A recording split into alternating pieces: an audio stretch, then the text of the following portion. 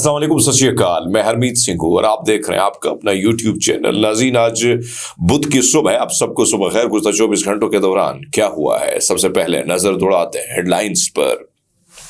ایرانی supreme leader نے حملے کا حکم دے دیا، روس، امریکہ، اسرائیل، ایران آمنے سامنے، حزب اللہ کے زیر استعمال روسی ساختہ ہتھیاروں کا انکشاف۔ جنگ کے آغاز سے اب تک 230 لبنانی بچے شہید، حماس کے رہنما قطر سے غائب، دفتر بند نہیں ہوا۔ آپ سب کا بہت شکریہ جس طریقے سے ہرمیت سنگھ سپیک کو آپ سپورٹ کریں۔ آپ سب سے میری گزارش ہے، چونکہ یہ چینل میں 2 دن سے اس لیے نہیں تھا کہ میں نے آپ کو بتایا بھی تھا کہ میرے فیملی میں ڈیتھ ہوئی تھی، میں 2 دن اس کے لیے چلا گیا تھا، پھر واپس آ گیا ہوں۔ رضی طاہر آپ کو اس نے کوشش کی آپ سب کو آگاہ رکھنے کی، لیکن آپ سب سے میری گزارش ہے کہ برائے مہربانی جس طرح آپ نے ماضی میں سپورٹ کیے، ابھی آپ لوگوں کی بہت زیادہ سپورٹ کی ضرورت ہے۔ چینل بالکل اسی طرح نہیں جا رہا ہے جس طریقے سے آپ لوگوں نے ماضی میں سپورٹ کیا ہے۔ میری کوشش ہوتی ہے کہ آپ سب کو باخبر رکھا جائے ہر ایک پلیٹ فارم سے، لیکن چونکہ آپ کو پتہ ہے کہ میرے پہ زیادہ قدغن ہے، زیادہ پابندیاں جلدی لگ جاتی ہیں، تو اس لیے چینل اڑ جاتا ہے۔ اب یہ چینل اس کو آپ نے سبسکرائب ضرور کرنا ہے۔ نیو یارک ٹائم اور اسرائیلی میڈیا نے انکشاف کیا ہے کہ ایران کے سپریم لیڈر آیت اللہ خامنائی نے اسرائیل پر حملے کی تیاری کا حکم دے دیا ہے۔ 3 ایرانی حکام کے حوالے سے رپورٹ میں کہا گیا ہے کہ سپریم لیڈر نے فوج کو رسپانس کی حکمت عملی بنانے کے آرڈر جاری کرتے ہوئے ڈیڈ لائن جاری کر دی ہے۔ رپورٹ کے مطابق یہ فیصلہ اس اجلاس کے بعد کیا گیا جب گزشتہ اسرائیل کے ایران پر حملے کے نتیجے میں ہونے والے نقصان اور دفاعی حکمت عملی سے آگاہ کیا گیا۔ خامنائی نے کہا کہ اسرائیل حملے کے جواب اور نتائج کو نظر انداز کرنا ہزیمت کو تسلیم کرنے کے مترادف ہوگا۔ اس سے قبل خامنائی کے سینئر معاون محمدی نے اسرائیل کے حملے کے جواب میں سخت اور افسوسناک رد عمل کی دھمکی دی۔ معاصر عالمی دین تسنیم نیوز ایجنسی کو اس نے بتایا کہ صہیونی رجیم کی جانب سے ہمارے ملک کے کچھ حصوں پر حملہ کرنے ایک مایوس کن اقدام تھا اور اسلامی جمہوریہ ایران اس کا سخت اور افسوسناک جواب دے گا، یعنی خوفناک جواب دے گا۔ اب دیکھنا یہ ہے کہ ایران نے اس سے پہلے 2 دفعہ جو جواب دیا بڑا بھرپور طریقے سے دیا، اور اب اگر اس قسم کا جواب جاتا ہے تو یقین معاملہ بڑا خطرناک ہو جائے گا۔ وال اسٹریٹ جرنل کے مطابق اسرائیلی قابض فورسز نے جنوبی لبنان میں حزب اللہ کے زیر استعمال روسی ساختہ ہتھیاروں کے ہونے کا انکشاف کیا ہے۔ ان ہتھیاروں کے کہا گیا ہے کہ یہ روس میں تیار کردہ اینٹی میزائل شامل ہے جو حالیہ برسوں میں شام کے ذریعے لبنان بھیجے گئے، جہاں روسی ہتھیاروں سالو سے فراہم کیے جا رہے ہیں۔ یعنی ایک طرف تو معذرت کے ساتھ یہ سالو لفظ میں نے استعمال کیا تو ایک تو سالو میزائل ہیں، لیکن یہ سالو نہیں ہے بلکہ یہ لفظ سالو کے طرح لکھا گیا ہے تو یہ سالوں ہے۔ تو سالو میزائل بار بار میں ریپیٹ کرتے رہتا ہوں کہ سالو میزائل جو برسائے گئے ہیں خاص کر لبنان استعمال اس کا کرتا ہے۔ تو وال اسٹریٹ جرنل نے کہا کہ اسرائیل اس وقت تک ایران کی حمایت یافتہ تنظیم تک روسی ساختہ ہتھیاروں کی فراہمی کی تصدیق نہیں کر سکتا تھا جب تک اس کی فورسز جنوبی لبنان میں یعنی زمین تک نہیں پہنچی تھی۔ اسرائیل کا یہ ماننا ہے کہ روسی ساختہ ہتھیار 2020 میں حزب اللہ کو فراہم کیے گئے اور یہ براہ راست سیریا سے روسی اڈوں کے ذریعے حزب اللہ کو ملے۔ اب یہ بہت بڑا انکشاف ہوا ہے اور میں نے پہلے بھی عرض کیا تھا کہ چونکہ اس وقت روس، ایران اور چائنا اور یہ سارا معاملہ اکٹھا ہے اور ویسے بھی وہ نہیں چاہتے کہ اس ساری صورتحال میں جو گریٹر اسرائیل کا خواب ہے اس کو پورا کیا جائے۔ تو اب اسرائیل کا یہ الزام ہے کہ جو ہتھیار استعمال ہو رہے جو ان کے سامنے کوئی ایویڈنس لگے ہیں، ان ایویڈنس کے مطابق وہ یہ کہتے ہیں کہ روس سے جو اسلحہ جا رہا ہے وہ روس کا بنایا اسلحہ جو وہاں پہ استعمال ہوتا ہے، اور اس لیے آپ نے دیکھا ہوگا کہ کافی طاقتور قسم کا اسلحہ بھی ہے۔ ایران، اسرائیل، چین، روس اور امریکہ کی کمپنیاں دسمبر میں ہنوئی میں ہونے والے ایک اسلحہ نمائش میں اپنے فوجی سامان کی نمائش کریں گی۔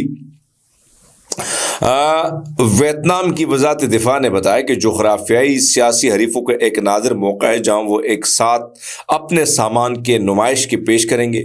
वजारत दिफा के मुताबिक यानी 22-19 दिसंबर को दारुल हुकूमत हनोई में होने वाली दिफाई नुमाइश में 27 ममालिक की तकरीबन 200 कंपनियां अपनी बूथ्स पहले ही रिजर्व कर चुकी हैं, जिनमें चीन और ईरान की कंपनियां भी शामिल हैं, जो 2022 में वियतनाम के पहली बैनुल-अक़वामी फौजी नुमाइश में शरीक नहीं थी।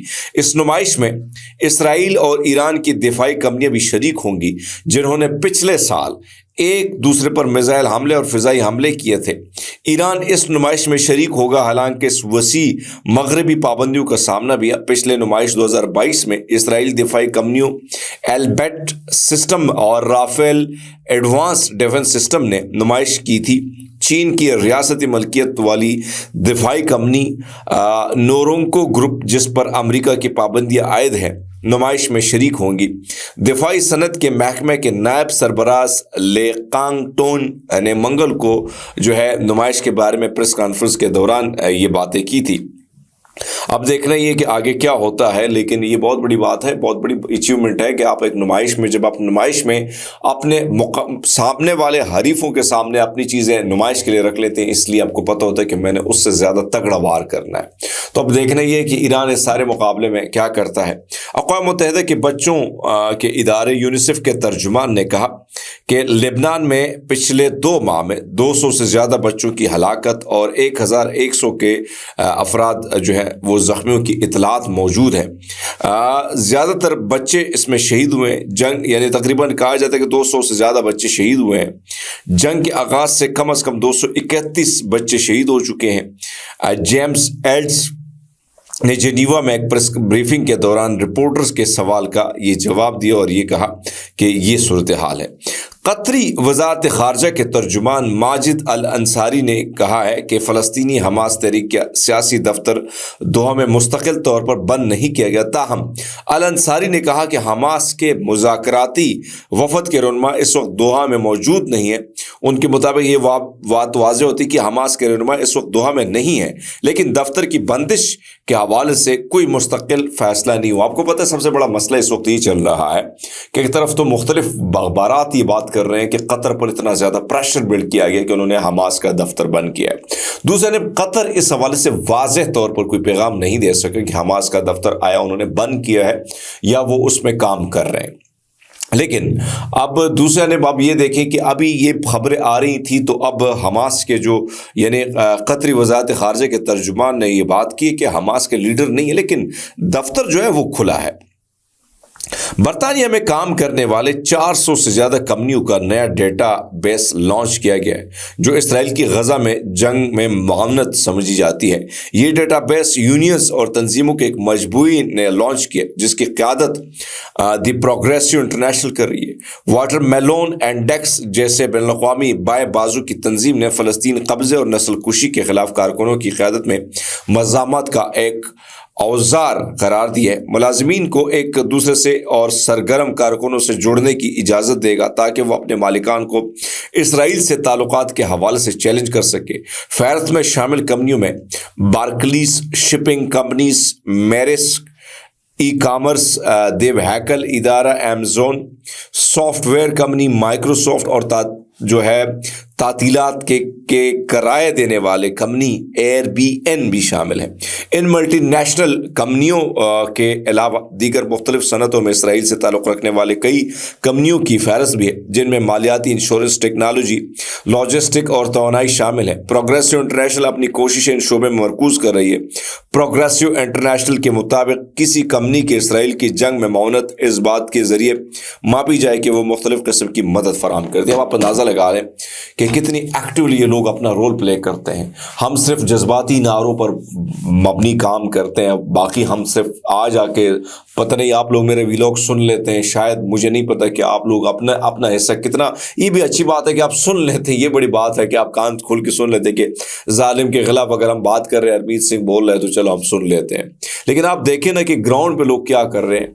अब ये सब कुछ जो है इंसानियत के लिए उठना होगा, आवाज़ बुलंद करनी होगी, नहीं तो इंसानियत ही मिट जाएगी। अगर हम इसी तरह बेहिस रहे तो कोई नहीं बोलेगा, फिर हमारी बारी अगर आएगी तो फिर कोई नहीं बोलेगा भाई साहब। اب تک کے لیے اتنا ہی. بہت سارا خیال رکھے. بہت شکریہ.